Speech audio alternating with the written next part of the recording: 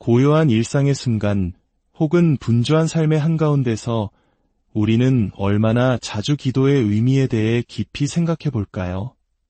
많은 이들에게 익숙한 주기도문. 하지만 우리는 그 안에 담긴 깊고 놀라운 진리를 온전히 이해하고 있을까요? 오늘 우리는 예수님께서 직접 가르쳐 주신 기도의 심장부로 함께 여행을 떠나보려 합니다.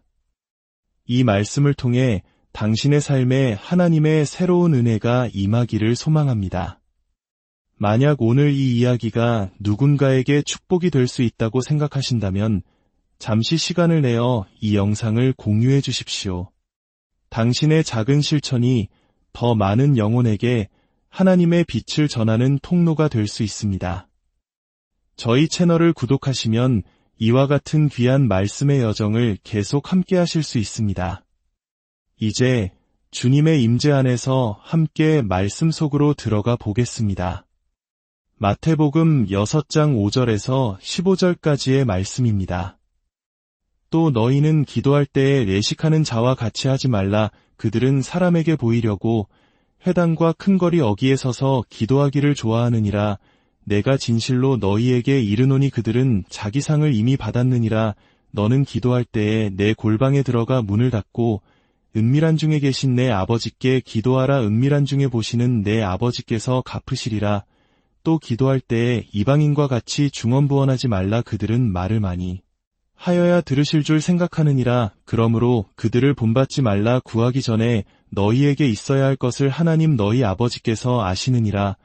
그러므로 너희는 이렇게 기도하라. 하늘에 계신 우리 아버지여, 이름이 거룩히 여김을 받으시오며 나라가 임하시오며 뜻이 하늘에서 이루어진 것 같이 땅에서도 이루어지이다.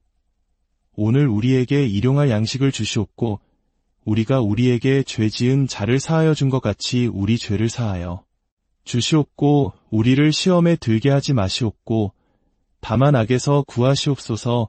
너희가 사람의 잘못을 용서하면 너희 하늘 아버지께서도 너희 잘못을 용서하시려니와 너희가 사람의 잘못을 용서하지 아니하면 너희 아버지께서도 너희 잘못을 용서하지 아니하시리라. 이는 하나님의 말씀입니다. 예수님께서는 우리가 기도할 때 가장 먼저 무엇을 구해야 하는지 명확하게 가르쳐 주십니다. 바로 이름이 거룩히 여김을 받으시오며입니다. 우리가 누구에게 기도하는지, 즉 하늘에 계신 우리 아버지를 부른 직후에 가장 먼저 나와야 할 고백입니다. 거룩히 여긴다는 것은 무슨 뜻일까요? 이 말은 오늘날 우리가 일상에서 잘 쓰지 않는 고풍스러운 표현처럼 들릴 수 있습니다. 하지만 그 의미는 매우 중요합니다. 무언가를 거룩하게 여긴다는 것은 그것을 절대적으로 신성하고 궁극적인 것으로 대한다는 뜻입니다. 내 삶의 가장 중요한 관심사로 삼고 최고의 가치와 아름다움, 궁극적인 목표로 삼는 것을 의미합니다. 예수님께서는 이것이 기도뿐만 아니라 우리 삶 전체의 첫 번째가 되어야 한다고 말씀하십니다. 왜냐하면 하나님을 찬양하고 경배하는 것, 그분을 가장 중요한 분으로 보고 고백하는 것이 바로 우리 삶의 본질이기 때문입니다. 오늘 본문은 우리에게 찬양의 필요성, 찬양의 우선성, 그리고 찬양의 구조에 대해 가르쳐 줍니다. 첫째, 찬양의 필요성입니다. 예수님은 기도할 때 위선자처럼 되지 말라고 경고하시며 시작합니다. 우리는 보통 위선자라고 하면 겉과 속이 다른 이중적인 삶을 사는 사람을 떠올립니다. 하지만 여기서 예수님은 이선적인 기도에 대해 말씀하고 계십니다. 위선적인 기도는 일관성이 없습니다. 그들은 사람들 눈에 잘 띄는 길거리에서는 기도하지만 아무도 보지 않는 골방에서는 기도하지 않습니다. 왜 그럴까요? 그들이 진정으로 원하는 것은 하나님의 임재가 아니라 사람들의 인정과 칭찬이기 때문입니다. 은밀한 곳에서는 아무런 칭찬을 받을 수 없으니 기도할 동기를 잃어버리는 것입니다. 이 원리를 우리 삶에 적용해 봅시다. 당신의 기도는 일관성이 있습니까? 혹시 어려운 일이 닥쳤을 때만 간절히 기도하지는 않나요? 문제가 해결되면 언제 그랬냐는 듯 기도 생활이 흐지부지 되지는 않습니까? 예수님은 바로 이 지점을 통해 우리의 진짜 신앙을 진단하십니다. 영국의 윌리엄 템플 대주교는 당신의 종교는 당신이 고독 속에서 무엇을 하느냐에 달려있다고 말했습니다. 예수님의 가르침과 정확히 같은 맥락입니다. 당신이 혼자 있을 때, 아무것도 할 필요가 없을 때 당신의 생각은 어디로 향합니까? 어쩌면 한강이 보이는 멋진 아파트를 소유하는 꿈, 대기업에서 높은 자리에 오르는 상상, 혹은 주변 사람들에게 인정받는 모습, 아름다운 사랑에 빠지는 순간들을 그리고 있을지도 모릅니다. 예수님은 바로 그것이 당신이 은밀하게 경배하는 대상, 즉 당신의 진짜 신이라고 말씀하십니다. 만약 당신이 경배하는 대상이 하나님이 아니라면 당신은 오직 그것이 위태로울 때만 기도할 것입니다. 당신의 기도 생활이 일관성이 없다면 그것은 당신의 진짜 신이 누구인지를 보여주는 명백한 증거입니다. 모든 사람은 무언가를 찬양합니다. 고독의 시간에 무언가를 숭배합니다. 하지만 그리스도인의 삶은 다릅니다. 그리스도인은 은밀한 시간 속에서 하나님을 찬양하고 그분을 즐거워하는 삶을 통해 자신의 믿음이 거칠애가 아님을 확증합니다. 교회에 출석하고 도덕적으로 사는 모습은 다른 사람들에게 보일 수 있습니다. 때로는 지지받는 공동체에 소속되고 싶은 마음, 혹은 나만 진리를 안다는 우월감 때문에 신앙생활을 하는 사람도 있습니다. 하지만 이런 외적인 동기로 시작된 신앙은 삶의 시련이 닥쳤을 때 쉽게 무너져 내립니다. 당신은 스스로를 속이고 있지 않다고 어떻게 확신할 수 있습니까? 해답은 당신의 골방에 있습니다. 당신은 정기적으로 기도합니까? 하나님을 경배하는 것을 사랑합니까? 아니면 당신의 은밀한 시간은 하나님보다 더 중요하게 여기는 다른 것들에 대한 공상으로 가득 차 있습니까? 당신의 은밀한 기도 생활이 당신의 믿음이 진짜인지 아닌지를 말해주는 가장 정직한 거울입니다. 둘째, 찬양의 우선성입니다. 주기도문의 순서를 보십시오. 이름이 거룩히 여김을 받으시오며 라는 찬양은 오늘 우리에게 일용할 양식을 주시옵고 라는 간구와 우리 죄를 사하여 주시옵고 라는 고백보다 먼저 나옵니다. 이것은 단순히 기계적인 순서가 아닙니다. 찬양은 다른 모든 기도를 감싸는 틀이며 그 기도의 배경이 되어야 합니다. 간구는 세상을 바라보는 우리의 관점이고 고백은 우리 자신을 바라보는 관점입니다. 예수님께서는 세상과 자신에 대한 우리의 모든 문제가 사실은 경배의 문제에서 비롯된다고 가르치십니다. 하나님이 아닌 다른 것을 더 거룩하게 여길 때 우리의 간구와 고백은 왜곡될 수밖에 없습니다. 예를 들어 나는 나 자신을 용서할 수 없어요 라고 말하는 사람들이 있습니다.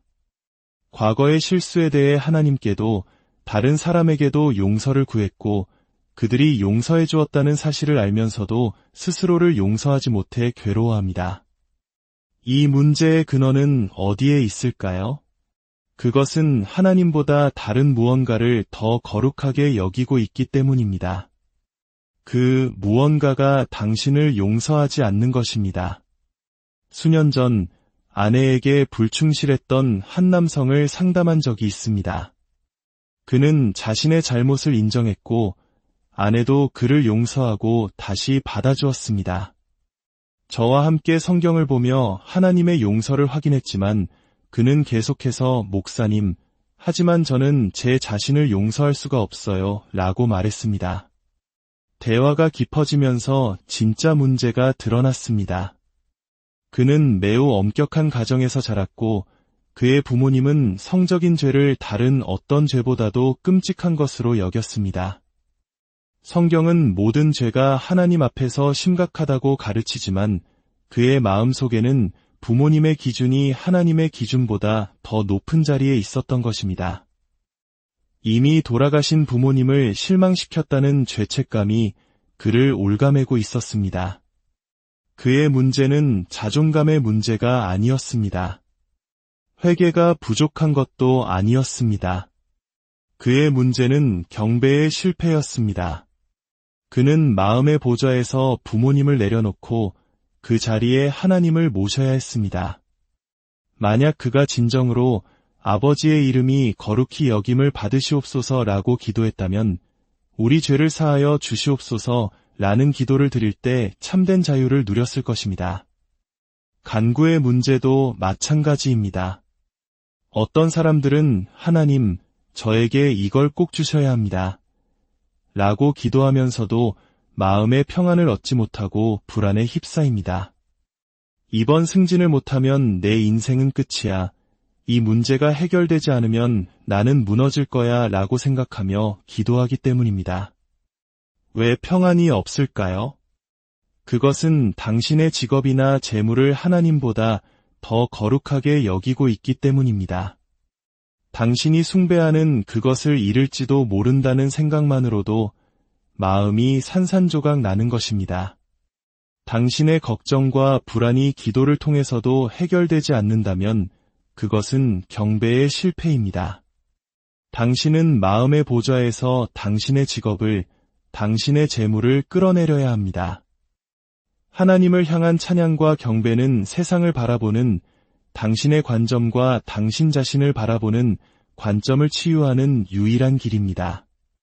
모든 것을 제자리로 돌려놓는 힘이 바로 찬양에 있습니다. 찬양은 우리 마음을 뒤덮고 있는 왜곡된 시선을 바로잡고 모든 것을 올바른 관점에서 보게 합니다. 한 아버지가 어린 딸을 데리고 거대한 장난감 가게에 가서 이렇게 말한다고 상상해 보십시오. 저기 멋진 장난감 보이지?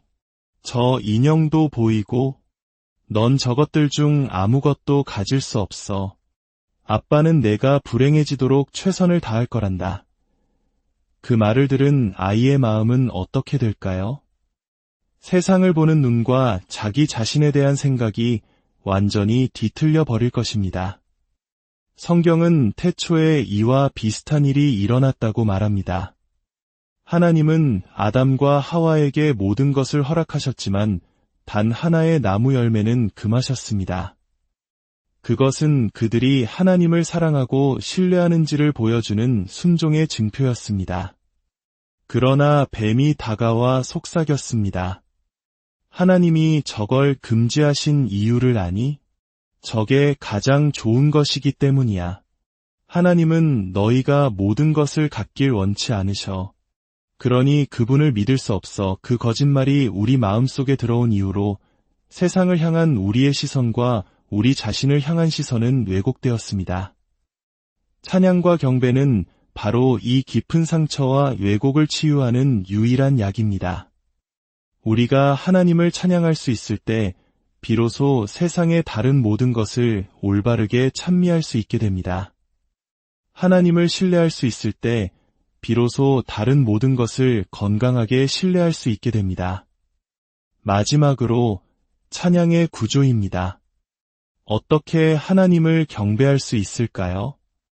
예수님은 하늘에 계신 우리 아버지라는 구절 안에 그 비결을 담아두셨습니다. 우리 아버지라는 말은 하나님의 사랑과 자비, 우리를 향한 깊은 친밀함을 보여줍니다. 그분은 우리를 위해 자신을 낮추시는 분입니다.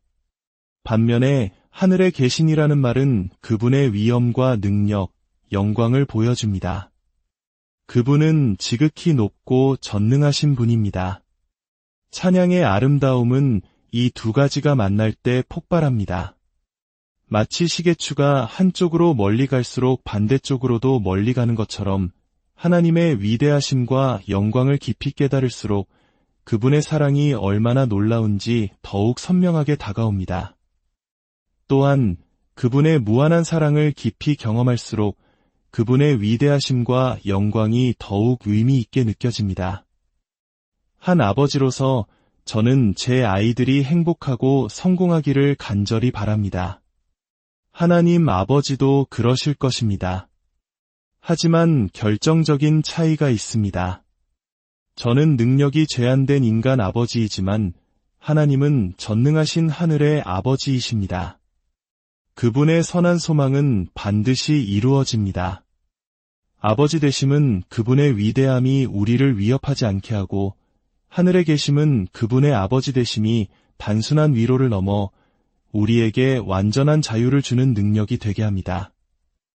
이 놀라운 조화는 오직 예수 그리스도의 십자가에서 가장 완벽하게 드러납니다.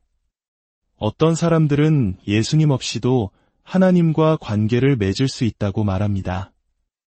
그러나 십자가 없이는 하나님의 완전한 거룩함과 완전한 사랑을 동시에 경험할 수 없습니다. 십자가 위에서 하나님은 죄를 결코 용납하지 않으시는 절대적인 거룩함을 아들 예수에게 진노를 쏟으심으로써 만족시키셨습니다. 동시에 우리를 구원하기 위해 그 모든 것을 대신 감당하심으로써 자신의 무한한 사랑을 확증하셨습니다. 당신이 예수 그리스도를 통하지 않고서는 이처럼 완전히 거룩하시면서 동시에 완전히 사랑이신 하나님을 만날 수 없습니다. 예수님을 바라볼 때 하늘에 계신 그분의 위엄과 우리 아버지 되시는 그분의 사랑 사이를 오가는 경배의 시계추는 우리 마음을 뜨겁게 달굽니다. 그리고 그 경배의 열기는 우리 자신과 세상을 향한 왜곡된 시선을 녹여내고 우리를 온전히 치유할 것입니다. 이제 함께 기도하겠습니다. 아버지 하나님, 저희가 이름이 거룩히 여김을 받으시오며 라고 진심으로 고백하도록 가르쳐 주옵소서. 이 기도가 저희의 생명이여 건강임을 깨닫게 하옵소서. 십자가 위에서 나의 원대로 마시옵고 아버지의 원대로 하옵소서 라고 기도하신 아들 예수 그리스도를 볼 때에만 우리가 아버지의 이름을 온전히 거룩하게 할 수 있음을 알게 하옵소서. 모든 것이 아버지 당신을 얻는 것에 달려 있음을 고백합니다. 이 모든 기도 우리 주 예수 그리스도의 이름으로 기도드립니다. 아멘. 오늘 말씀을 통해 하나님의 능력과 사랑을 더 깊이 발견하셨기를 바랍니다. 이 은혜의 여정에 계속 함께하기 원하신다면 저희 채널을 구독하는 것을 잊지 마십시오. 당신의 친구들에게 이 영상을 공유하여 더 많은 사람들에게 하나님의 약속을 전할 수 있습니다. 또한 좋아요를 통해 저희를 응원해 주시는 것은 저희에게 큰 힘이 됩니다. 함께 성장하며 하나님의 빛을 온 세상에 비추는